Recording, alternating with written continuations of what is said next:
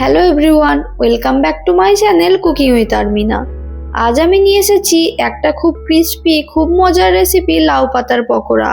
বাইরে থেকে সিম্পল লাউ পাতা দিয়ে এত টেস্টি স্ন্যাক্স বানানো যায়, সেটা না ট্রাই করলে মিস করে যাবেন।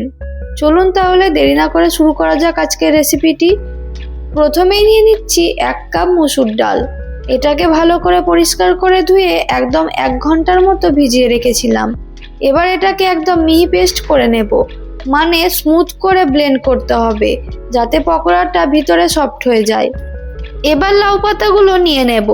লাউ পাতা খুব ভালো করে পরিষ্কার করে নিতে হবে, কারণ অনেক সময় লাউ পাতায় অনেক ধুলোবালি থাকে আর পোকামাকড়ও থাকে। এবার এটাকে সরু সরু করে কেটে নেব। এখানে একটু ধৈর্য লাগবে, যত সরু করে কাটবেন পকোড়া তত বেশি ক্রিস্পি হবে, তাই একটু সময় নিয়ে সুন্দর করে কেটে নিতে হবে। এবার একটা বড় বাটির মধ্যে সব লাউ পাতা নিয়ে নেব। তারপর এক এক করে অ্যাড করব পেঁয়াজ কুচি, কাঁচা লঙ্কা কুচি, স্বাদ মতো লবণ, আদা রসুন বাটা, জিরের গুঁড়ো, গরম মশলার গুঁড়ো আর লঙ্কার গুঁড়ো। এবার সব কিছুকে ভালো করে হাত দিয়ে মেখে নেব। হাত দিয়ে মিক্স করার মজাই আলাদা, সব ফ্লেভার একসাথে মিশে যাবে।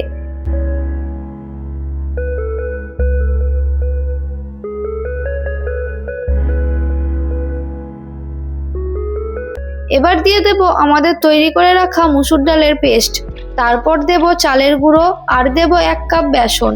এবার সব কিছু খুব ভালো করে মিক্স করতে হবে, যেন একটা ট্রিক্স আর স্টিকি ব্যাটার তৈরি হয়, যাতে দিয়ে পকোড়া শেপ দেওয়া যায়।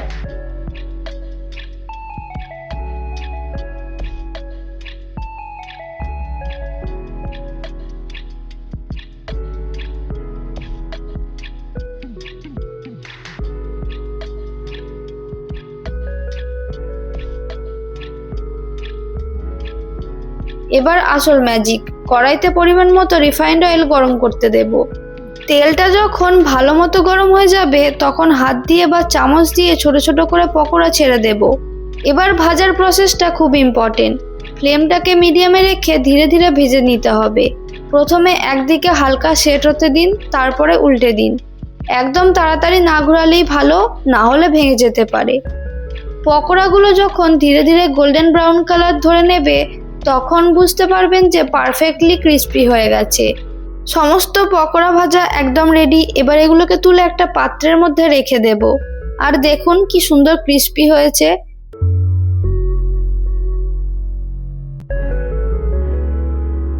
এই গরম গরম লাউ পাতার পকোড়া চায়ের সাথে সার্ভ করলে একদম জমে যাবে, বা বন্ধুদের সাথে ইভিনিং স্ন্যাক্স হিসাবেও একদম জোশ লাগবে।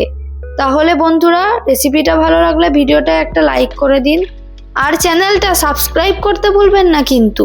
আর কমেন্টে জানান আপনারা আরও কি রেসিপি দেখতে চান। আজ তাহলে এই পর্যন্তই বিদায় নিচ্ছি। দেখা হচ্ছে আবার পরের কোনো ভিডিওতে। ততক্ষণে সবাই ভালো থাকুন, সুস্থ থাকুন। ধন্যবাদ।